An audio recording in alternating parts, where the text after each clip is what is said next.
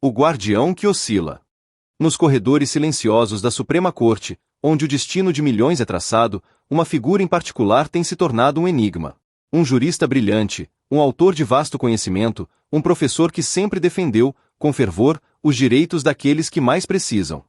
Falamos do ministro Alexandre de Moraes. Mas o que está acontecendo? Porque as últimas decisões, antes tão claras, tornaram-se um labirinto de contradições. Para os aposentados, essa não é uma mera questão legal. É a própria promessa de um futuro digno que se encontra sob um véu de incerteza. O contrato quebrado, decisões e reviravoltas. A revisão da vida toda, tema tão sensível e crucial, tem sido o palco principal dessas oscilações. Se antes a defesa do ministro era um porto seguro para os aposentados, agora, cada nova decisão é um tremor na terra. Houve um tempo, não muito distante, em que a esperança era palpável. Lembremos, o ministro Alexandre de Moraes sempre se posicionou como um defensor ferrenho do direito dos aposentados na revisão da vida toda, inclusive em seus votos nos embargos de declaração do tema 1.12. Chegou a fazer uma defesa apaixonada e de mais de uma hora em frente às câmeras no julgamento das ADs 2111, em 21 de março de 2024. Eu estava lá, e o Brasil inteiro testemunhou. Mas a sombra da contradição se estendeu. Uma decisão negando a reclamação constitucional de um aposentado, em um primeiro momento, causou alarme. Pouco depois, outra decisão mais recente, publicada em 10 de abril de 2025, concedendo, mas já aplicando a modulação de efeitos que limita os direitos. Percebam a ironia. Se a modulação de efeitos tivesse sido plenamente favorável aos aposentados em 10 de abril, essa decisão já estaria sendo aplicada. Passamos tão perto. E agora, uma nova chance se aproxima em 28 de maio. O destino da revisão da vida toda pende por um fio. Pressões invisíveis, um contexto sombrio. Não podemos ignorar o pano de fundo, as pressões que, embora invisíveis para a maioria, podem influenciar os rumos da justiça. Recentemente, notícias sobre possíveis sanções dos Estados Unidos contra o ministro Moraes ganharam destaque. Decisões que desagradaram grandes empresas americanas, o julgamento de militares e políticos em casos de alto impacto, tudo isso compõe um cenário de intensa pressão. Não nos aprofundaremos nesses temas específicos, mas é crucial entender que a atmosfera ao redor é de grande turbulência. O ministro, que já se pronunciou publicamente sobre não permitir circo em seu tribunal, parece estar no centro de uma tempestade. E em meio a tudo isso, a revisão da vida toda, que toca a vida de tantos idosos, é mais uma peça nesse complexo quebra-cabeça. O voto contraditório, quando a justificativa se torna a dúvida. A reviravolta do ministro Moraes, ao meu ver, manifestou-se de forma mais evidente nos segundos embargos de declaração da ADIM 2111. Em seu voto de 14 de fevereiro de 2025, ele próprio afirmava: o STF tem o dever de zelar pela estabilidade da jurisprudência como dos pressupostos para a manutenção da segurança jurídica.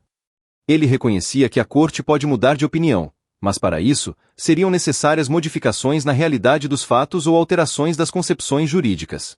Uma nova pandemia, uma nova lei, uma crise econômica avassaladora.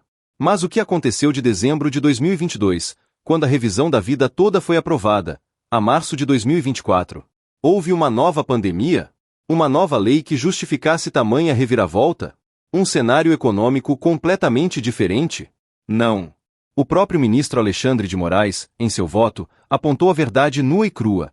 A superação da tese anteriormente fixada na repercussão geral ocorreu unicamente em razão da mudança na composição da Corte.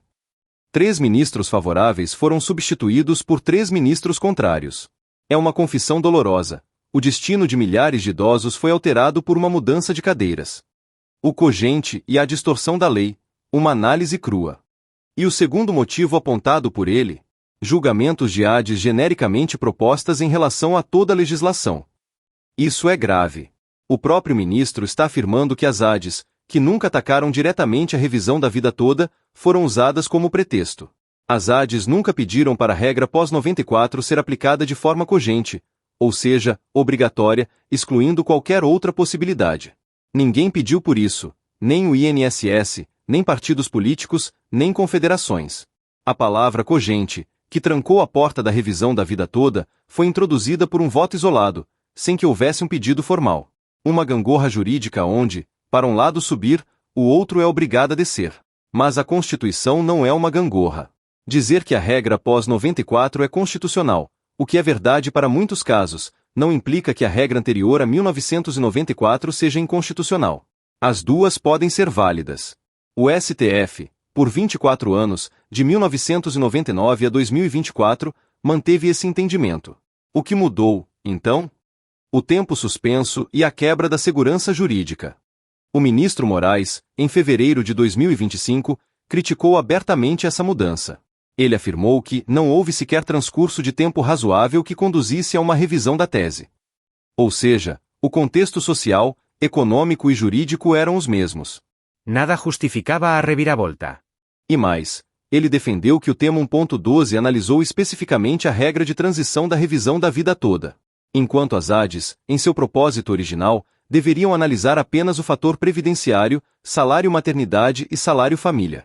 Ele mesmo disse, o tema constitucional enfrentado é diverso. Essa era a linha de raciocínio de um guardião da segurança jurídica. Suas decisões, até 10 de abril de 2025, anulavam acórdãos de desembargadores que julgavam contra a revisão da vida toda, sob pena de reclamação constitucional. Ele defendia a suspensão dos processos até o julgamento dos embargos do tema 1.12. Mas então, em 20 de maio, um mês depois, a nova decisão. O ministro concede a reclamação, sim, mas já não fala em suspensão até os embargos do tema 1.12. Agora, a ordem é para que o julgamento se adeque às ADs, apenas garantindo a não devolução de valores e a não cobrança de honorários de sucumbência. A indagação final, um destino incerto em 28 de maio. O que está acontecendo com o ministro Alexandre de Moraes? Ele jogou a toalha? As pressões externas, as mudanças de composição, a complexidade do cenário político e jurídico, tudo isso fez recuar de sua postura inicial? O dia 28 de maio se aproxima. Ele, como relator do tema 1.12, terá a oportunidade de defender a revisão da vida toda, a segurança jurídica, a dignidade dos aposentados, como sempre fez. Ou, será que sua postura recente indica um caminho de concordância com as decisões que cerceiam esse direito? No STF, onde a justiça deveria ser uma rocha inabalável, a revisão da vida toda se tornou um reflexo das complexidades e das incertezas de um sistema. Ações de milhões de idosos aguardam uma resposta. A luta que não termina. Não somos nós, simples cidadãos, que prejudicamos a revisão da vida toda. Essa manobra jurídica, essa reviravolta nas decisões, impacta diretamente a vida de quem trabalhou a vida inteira. A luta continua. E ela se estende para além dos tribunais, para a via legislativa, para a voz do povo. Nenhum aposentado será deixado para trás. Se a justiça não for feita nas altas cortes, que ela seja buscada onde a soberania popular ainda pulsa. Que Deus abençoe você e sua família. E lembre-se, a informação é poder. Compartilhe este vídeo, espalhe essa mensagem. Acompanhe o desdobramento do dia 28 de maio. Porque a nossa esperança, por mais sombrios que sejam os caminhos, jamais se apagará.